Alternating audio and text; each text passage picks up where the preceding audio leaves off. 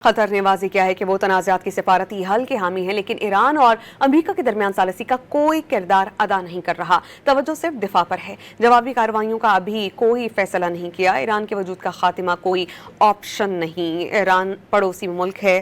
Qatar और Iran हमेशा एक दूसरे के साथ ही रहेंगे। हालिया जंग से इराक़ सलामती के निज़ाम का तसव्वुर बिखर गया।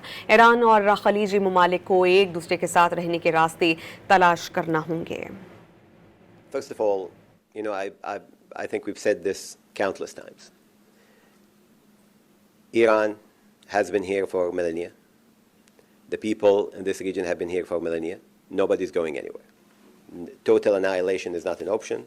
No one peoples or country will disappear from existence by the wish or whim of any political actor. We will live next to each other.